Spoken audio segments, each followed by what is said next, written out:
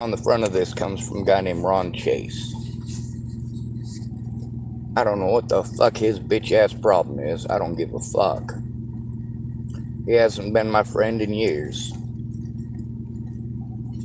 But he is somebody I know in person. He's somebody I looked out for in person, and he's somebody that I have protected in person.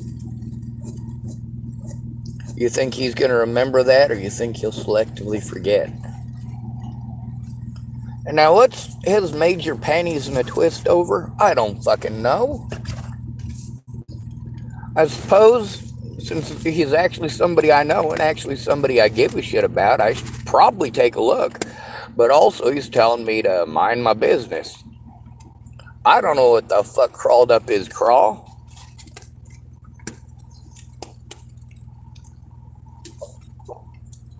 What I do know is we have an epidemic here in this country of people not respecting a man's boundaries. A man is not allowed to set boundaries. Lovely. Lots of people want to type to me about boundaries. Sean, you're pushing my boundaries. You push mine. This is it thing that you keep talking about that women want. What do they call that? Equality? Well, let me tell you about equality. I told Nicole Jarrell that I was not okay with her shoving a carrot up my backside. She said, not even a baby carrot? I said, not even a baby carrot. So what did she do? She stabbed me in the butthole with a friggin' carrot. Not cool. No means no, Nicole Jarrell. Even if you went to school at Naropa University in Boulder, Colorado to become a therapist, no still means no. How many of your patients or clients know that you have an infatuation with sexually assaulting males? Let's take a look at Cardboard, aka Lexi Delgado. She used to date Ogre, aka Christopher Weaver.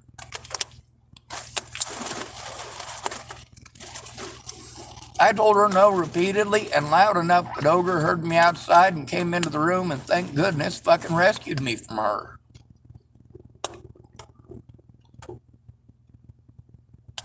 Then she wanted to sexually assault him, and, he said no a couple times, but well, you know how it is? You go back to what's familiar. You get lonely, you go back to what's familiar.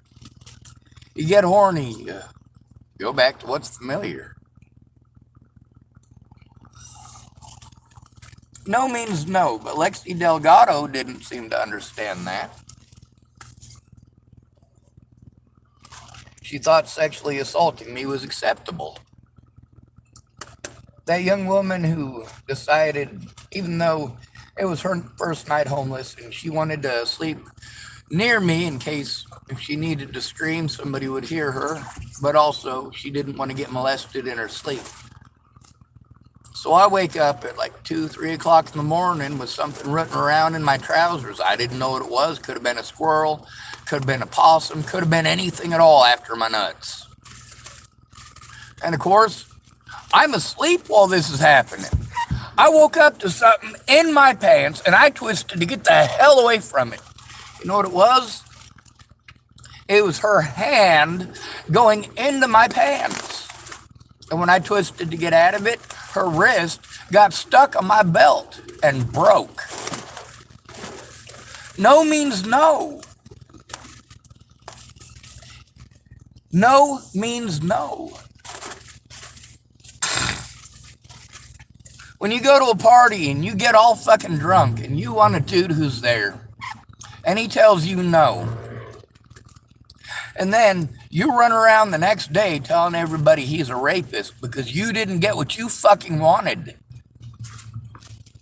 You destroyed that man's life because you couldn't take no for a fucking answer. Holy hell. Then there's Lanny Engeline. I'm telling her about the situation with Miss Natalie, what had happened in the years since her and I stopped being friends. Because when I was in Virginia visiting Natalie, I got rid of people who couldn't respect my boundaries. I got rid of people who would not respect my boundaries, who wanted to gang up on me and bully me as a group, including Lana Engeline, Amanda Engeline, and of course, their extended family and hangers on like Jerry Sparks and Tyler Frericks, all over a racist post because Tyler Frericks thought that a soldier should punch Colin Kaepernick in the throat.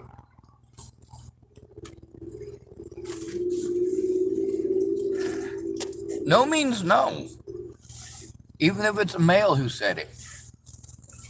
Crystal Beauchamp, I rescued her from drunken stupidity, not once, not twice, but 3 times.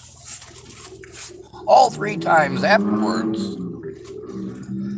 Well, she sure as hell remembered being rejected, and she sure as hell took it out on me. And she didn't forget that she was mad at me until the next time she needed a fucking rescue. No means no. With Lanny Engeline putting my hand on her boob. Hey, sex isn't going to fucking fix this. I need somebody to pay attention to what's going on. But Lana, of course, felt rejected. No means no. But also, when you're in her subservient environment, she has free reign to take advantage of you and to take advantage of the situation and to make you feel like shit. Lana Engeline was so pissed off about not getting laid that night that she treated me like shit the whole rest of the time I was there. Thank goodness her daughter was there.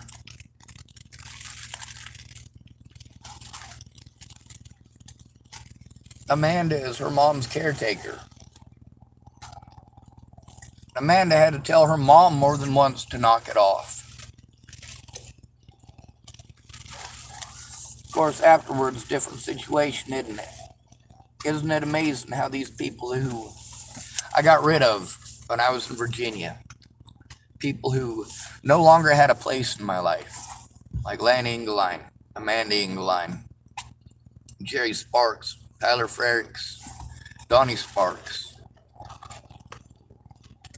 my own dad, of course, Candace Bondurant. These are all people that I was done with when I was in Virginia. I was done with their fakeness. I was done with trying to ask them to actually care. Will you please care about me? Will you please give a shit about your own son? Will you please give a shit about your, well, if you don't give a shit about your friends, they're not actually your friends, are they?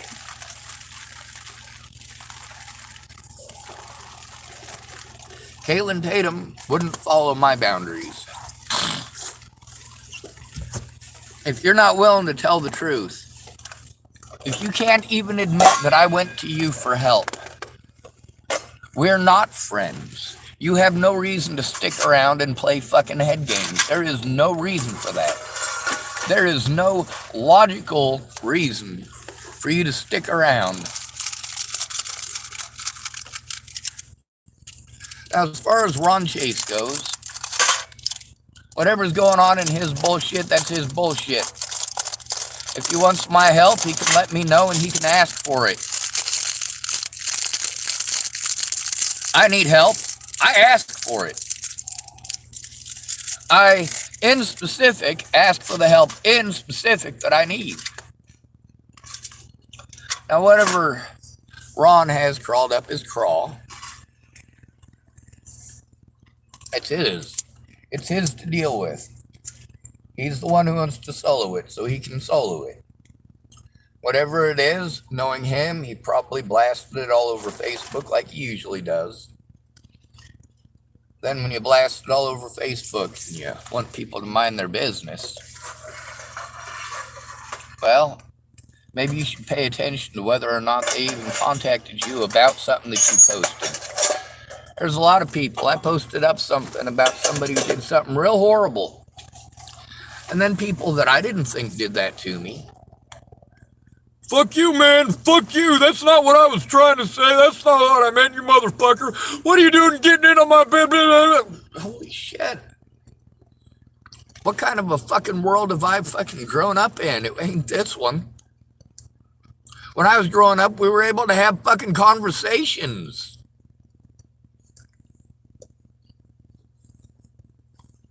Shit, we didn't even get beepers till late 80s, early 90s. That's the way that I look at texting. It's fucking ineffective.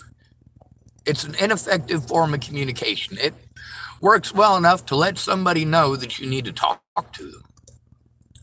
How many years did Caitlin Tatum ignore me? How many times did I state very loudly and clearly on my Facebook and my YouTube that, yeah, I'm going to show the truth. You can either come forward and tell the truth, or you can make it 10,000 times more difficult on me by making me record it and post it up publicly. I've been showing the sexism, the racism, and the classism on this YouTube channel for 6 years. What you doing?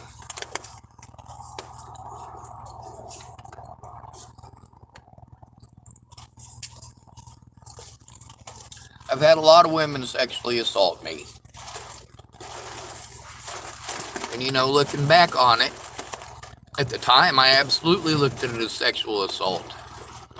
Especially in the moment. That's not fucking okay. Well, why didn't I turn it in? I only ever tried to turn one of those sexual assaults in. And it didn't go very far. I went to a guy named Michael Pennington, aka Monkey, and I tried telling him, hey man, Nicole Jarrell fucking tried raping me with a goddamn carrot. I already told her no. She ruined a perfectly good pair of jeans and a perfectly good fucking carrot. I don't know what the fuck her problem was, but that wasn't okay. Why is it that Nicole Jarrell didn't come forward? Just like everybody else, she didn't want to get in trouble. Well, instead of just getting into a little bit of trouble, she got really embarrassed and ran away. Why did she get embarrassed? Because I told the story of the fucking carrot again.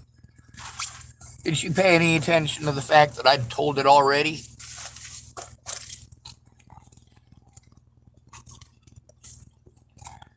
Now, later on, after I had gone to Monkey and he blew me off, well, he didn't blow me off. He said, dude, she tried that same shit with me. He also gave me a list of 3 or 4 other men that she'd tried shoving a carrot up their backside. That right there is habitual. If you guys hear of Nicole Jarrell on the nightly news arrested for attempting to rape a man with a carrot, know that she has a history of trying to do that to myself, to Michael Pennington, and to many, many others. She's also a therapist in the state of Colorado. She works primarily with female victims.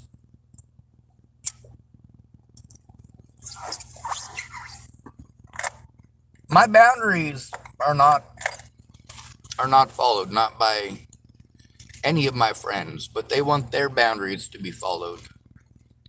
Then when we both set equal boundaries, seem equal, and then they can't keep their end of the bargain, but they still want me to keep mine. What the fuck is wrong with you? What the hell makes you think you get special treatment?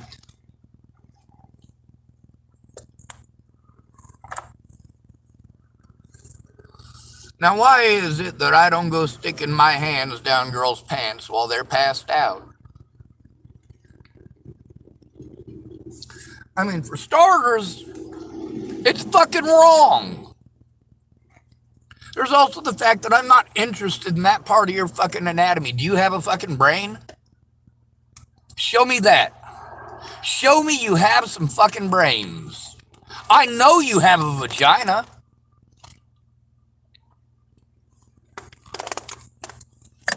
You've expressed to me very clearly about your vagina and that you have one, and that you are expecting special treatment because you have a vagina. Well, if you had a brain, you wouldn't be asking for special treatment just because you have a vagina.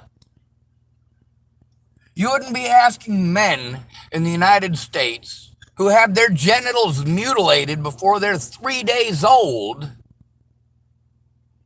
and then you want to do what to us? You want to berate us and treat us like we're horrible people? Like we have to pick up your cause or we're horrible people? But you won't pick up ours. No, you want to redraw the boundaries repeatedly so that no matter what, the male is always crossing the boundaries.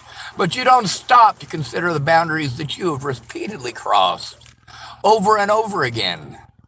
Not in the name of equality, but in the name of wiping your own ass.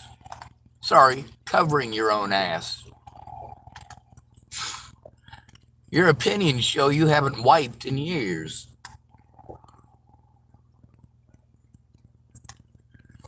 There's been a lot of situations, looking back, where I've been molested by people who were not old enough to be fucking molesting me too. Like I was sleeping on the courthouse lawn one day. Now, mind you, I lost my virginity to Brianna Hernandez Cordona, all right? However, I didn't lose my virginity to her till she was 19 years old.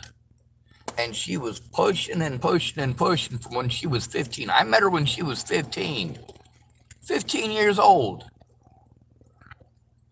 And she was in love with me. Lots of little girls are in love with me. The only two people who really make it blatant and obvious that they have an interest in me sexually are underage girls who think that they're more mature than they are and believe that if they tell me they love me enough and they're in love with me enough, that I will succumb to their will and become a pedophile.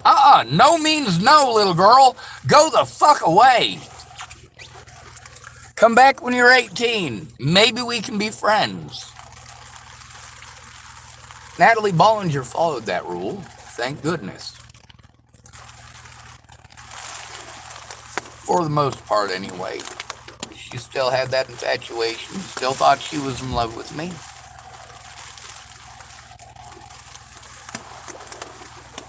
But you guys don't want to hear that. That's not what they say in your web sleuth sites, is it? They don't give a fuck if anything that they print is fucking true or not. What they care about is getting fucking attention, getting paid. At my expense. My boundaries are as follows. If you're my friend, be my friend. Do friends and family shit if you my friend. If you ain't gonna do that friends and family shit, go the fuck away, you ain't my friend. If you're a part of the situation, whether you are my friend or not, I am still going to post the truth. You could have saved yourself some face by telling the truth instead of making me post it on the internet. You could have saved some face then by fessing up, but instead you tried to have it removed from the internet. If you told me the truth, why are you trying to have your words removed? Nobody through any of this has followed my boundaries. They keep redrawing the boundaries for whatever suits their laziness, whatever suits their selfishness.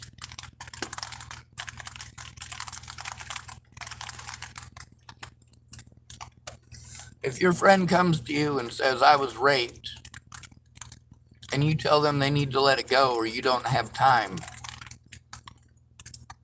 that shows what a horrible person you are.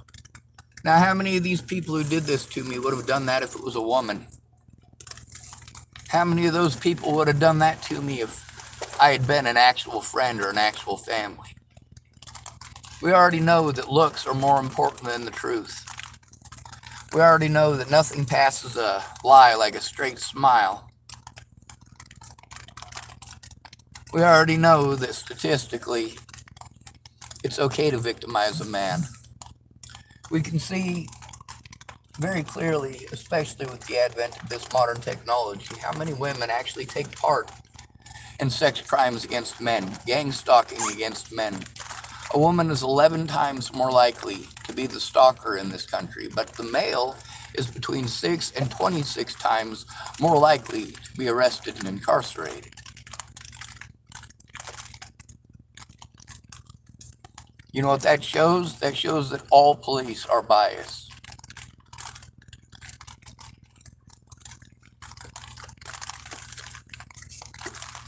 Sure, the law says that it's illegal to do it to both of us.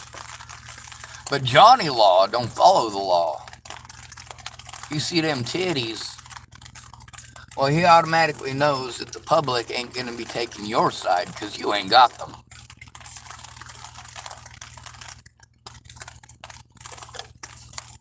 We still push this we have to take care of girls thing while trying to push the equality thing, while pushing the a man is on his own thing. Meanwhile, I don't know a single woman in America who's respectful of a man's boundaries. She will continually redraw the line until he is backed into one little tiny corner of the house, and she's going to say, well, that's mine too. When you set your boundaries with a woman in the United States, she has been taught to play victim because you set boundaries. She has also been taught to lie to you and tell you that you promised things that you didn't. She has been taught that all she has to do is deny it, deny it, deny it, deny it. Well, guess what? Natalie Bollinger denied it as much as she wanted, and her toxicology report still come out, and it showed that I told the truth.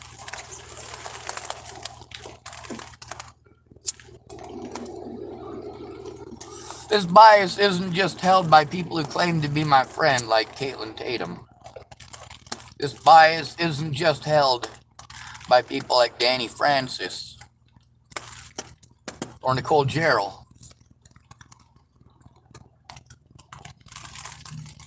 Between Nicole Jarrell and her sister Elizabeth is the prize. I wouldn't date Elizabeth.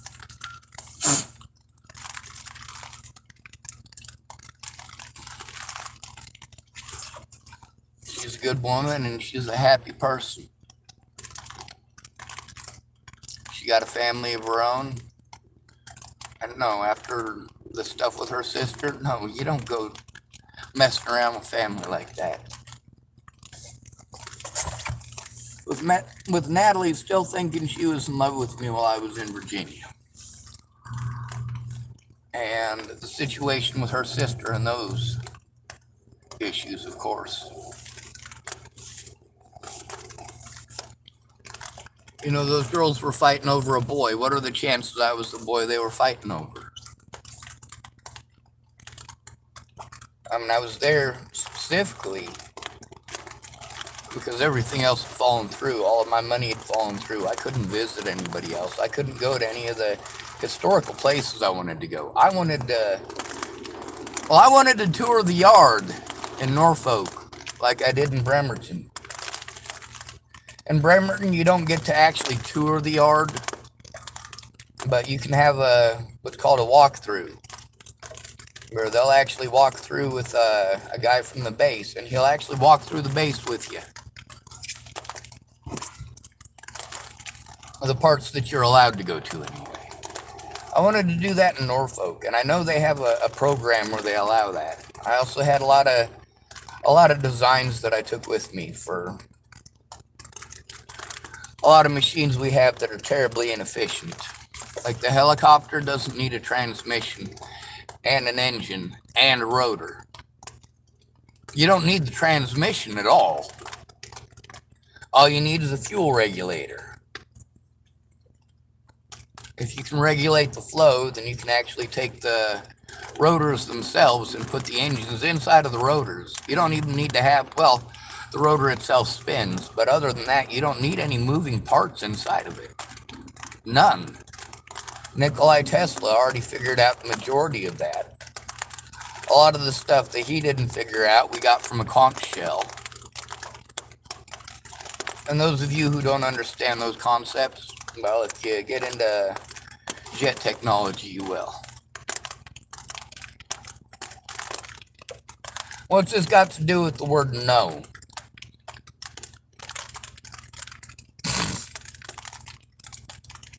I did what Natalie wanted. When I was in Virginia, and she let me know I couldn't go to her house, her mom's house, because her mom wouldn't understand, I followed those boundaries. Even when her sister Alicia repeatedly asked me to come to the house, said it would be okay for me to come to the house, but I explained it to her that Natalie had said no. Natalie was afraid of what her mom might think.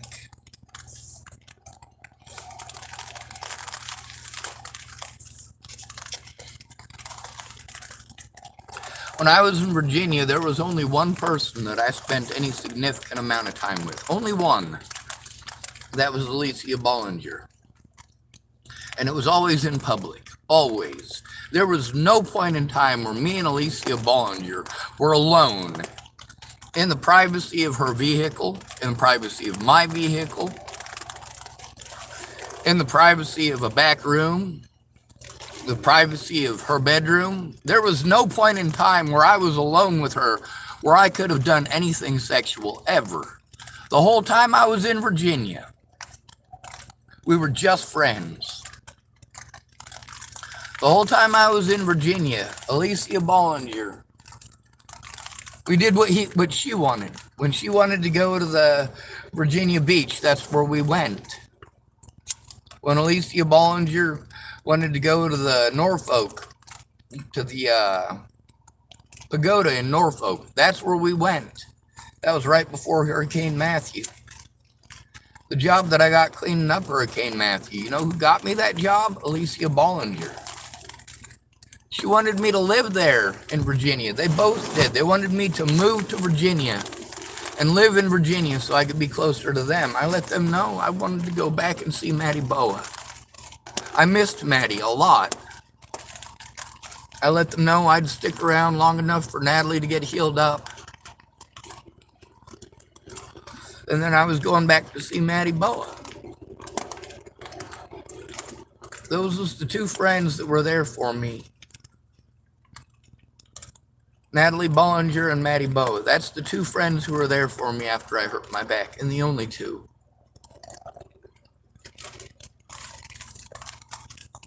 When we went out for my birthday to Elliot's Coffee Grounds, that was Alicia Bollinger's idea as well. When she'd get a hold of me on her cigarette breaks, to come out and have a cigarette break with her, that was her idea as well. When she'd get a hold of me at her lunch and say, hey, I bought you a burger, come eat it. I went and I ate the burger with her.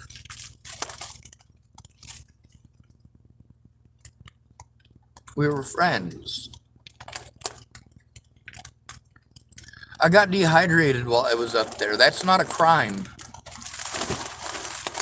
The phone that Alicia Bollinger gave me was broken. That's not a crime. My car broke. That's not a crime. And none of those things denote stalking.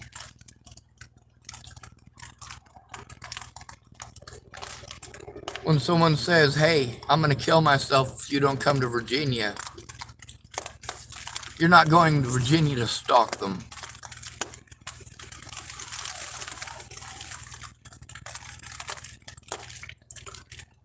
I knew why Natalie Bollinger was suicidal, and she had every right to be. She just didn't have any right to take it out on me. She could have done the right thing because it's the right thing to do. All she had to do was tell the truth. If I'd have had the ability to take screenshots before Natalie was killed, I would have sent her the screenshots of people like Tim Beeson and Riley Johnson and that other crazy lady in Virginia who wanted to play Christian. These people just kept on making account after account after account to harass me.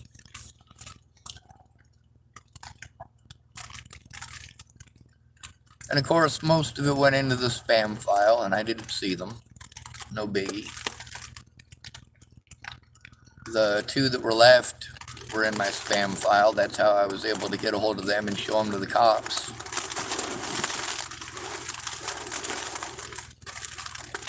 But the boundary thing, Caitlin Tatum couldn't accept the boundaries. Hey, if you're going to be my friend, be my friend. The least you can do is speak up and tell the truth.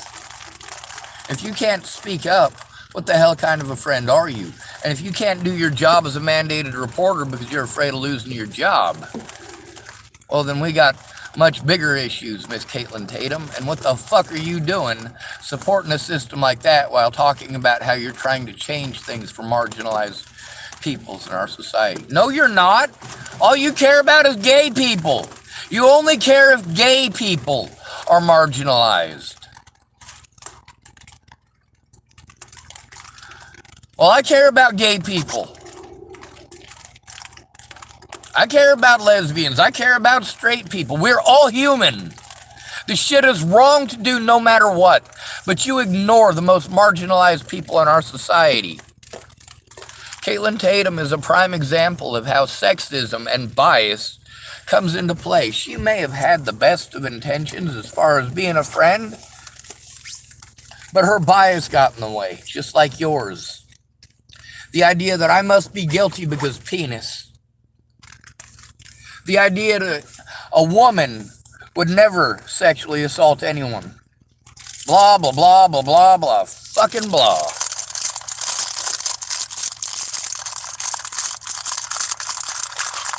Now there's a woman who finally did what it is that I needed to begin with. Michelle Stewart spoke up publicly. And although she didn't explain all of the details, she didn't really need to. She was able to get the point across. And when she finally did that, you know, it did make me feel horrible, the things that I had to do to get someone to actually pay attention.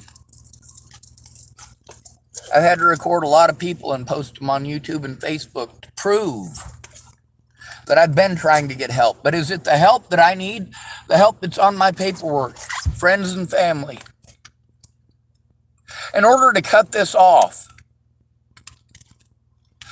our instructions as disabled adults, it's to go to friends and family, friends and family, friends and family. When these services triage us out, one of the first questions they ask, well, don't you have friends or family to help you with this? No, I don't. And that lets them know that they don't have to do their jobs. There's people that told me that they would love to help me. They'll help any way they can. Well, I had to turn some stuff in. So when I sent the emails, I sent it to the cops, and I also sent it to them as well. That way, law enforcement would see that somebody else was going to see it, that it wasn't just me trying to turn it in, that somebody else was going to see it. Now, of course, these are people who claim to be freedom fighters and blah, blah, blah, blah, blah, blah, blah, like Evan Ravitch. Now, instead of accepting it, what he did is get onto that email string and just treat me completely like fucking shit because he's a fucking cunt. He's a fucking sexist cunt. That's not my fucking fault. Evan Ravitch turned out to be a world-class piece of shit like Darren O'Connor. But then again, he's got his own issues with Darren O'Connor. Darren O'Connor is a world-class piece of shit, regardless of what he did for Sammy Leon Lawrence IV, the racist little fuckhead. That's another one of them little bitches that couldn't take no for an answer. Didn't want equality. I can't possibly know what it's like to be victimized by police because I'm not black. And of course, I could never understand disabilities because, why? What was Sammy Leon Lawrence's excuse why I couldn't understand his disabilities? You know, I did everything that I could to try to appease him and his disabilities while he treated me like shit for mine. What a fucking little cunt rag. Meanwhile, he got paid because he's a fucking racist. Zayd Atkinson got paid because he's a fucking racist. They weren't victimized for being black. They were victimized because it was assumed that they were homeless. Fuck Zaid Atkinson. And fuck Sammy Leon Lawrence IV. I'm not going to pretend that they weren't victimized. That's not the fucking debate here, bitches. They absolutely were victimized by the very same black officer who victimized me at the very beginning of 2018, but none of you gave a fuck. We could have gotten the body cameras and prevented him from harming those people. But no, now we're using those people, those racist assholes, as an excuse to victimize more white, innocent males out on the streets.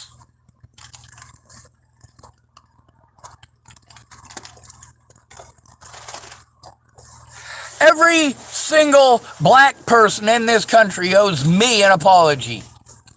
Every single white person in this country owes me an apology. Every single immigrant in this country owes me an apology. You all owe me an apology. Every man, every woman, you all owe me an apology. Do you like being told that? Do you like being told that it's your fault? Well, it is. Because you looked the other way. You have allowed this to happen to me because you have no conscience. You have no soul. It's only wrong if it happens to you. But if you do it to somebody else, you think that you should be justified in doing it. Sammy Leon Lawrence IV gets victimized by who? Boulder Police Department, same as me. And who the fuck did he take it out on? That's right, a disabled, homeless white man. What a fucking racist piece of shit. Yeah, it was wrong of those cops to fucking harm you. And I will not pretend for a moment that it is okay for them to harm you. But your bitch ass wants to make excuses why it's okay for your predators to harm me. It's okay for your predators. You are sticking up for your own fucking predators. You fucking stupid piece of shit. That ain't fighting for black rights. That's being a goddamn sellout, you pussy. Oh, and good to be rid of you. Thanks for coming to visit. Stay out of trouble or don't get caught. Remember, you are your brother's keeper, and no victim left behind. Not even if you're Michelle Stewart. She didn't fucking deserve any of that. Well, some of it, yes. I'll take that back. Some of it she did deserve.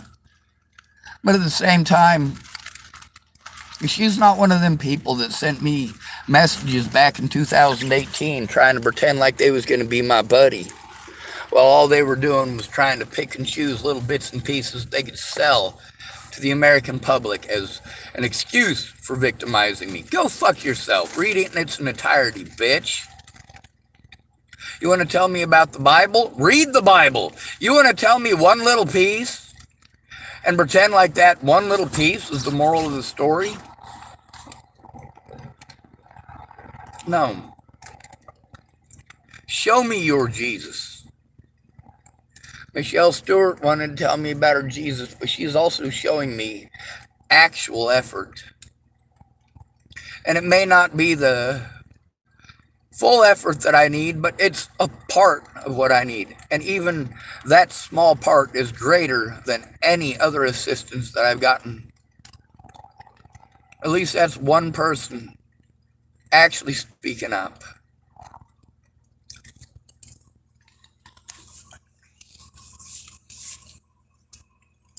Michelle had the misfortune of showing up right after the situations with Caitlin Tatum and Danny Francis, two of many, many people I knew before Natalie was killed, who I went to for help before Natalie was killed. And they didn't want to respect my boundaries as a friend. If you're going to ignore the abuse I'm going through, you're not a friend. Go. I'm going to tell the truth either way. When you want to, all of a sudden, now you want to be my friend, but only if I don't show the truth, only if I don't tell the truth, only if I don't use your... Fuck you. Never trust an adult who wants you to keep secrets. When I was a kid, who were the adults that wanted me to keep secrets? The ones that were molesting people or beating them up.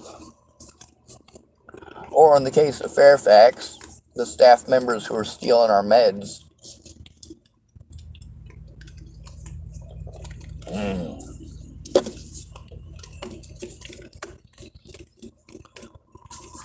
By the way, as far as the medical profession goes, nurses are the most likely abusers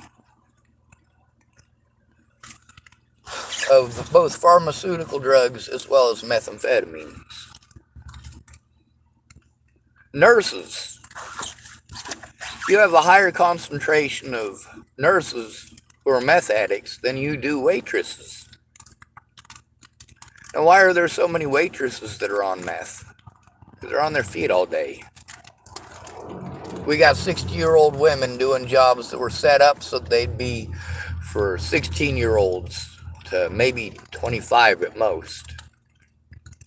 A lot of these women been on their feet for years. They're getting old, and of course they have to work a lot of long hours because inflation.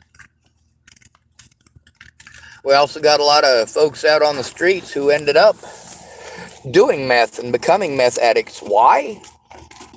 Because they weren't allowed to sleep at night. They'll get a ticket for it. It's illegal camping. You guys say, well, why don't you park here? Why don't you park there? Well, why don't you look up and see if it's fucking legal, asshole?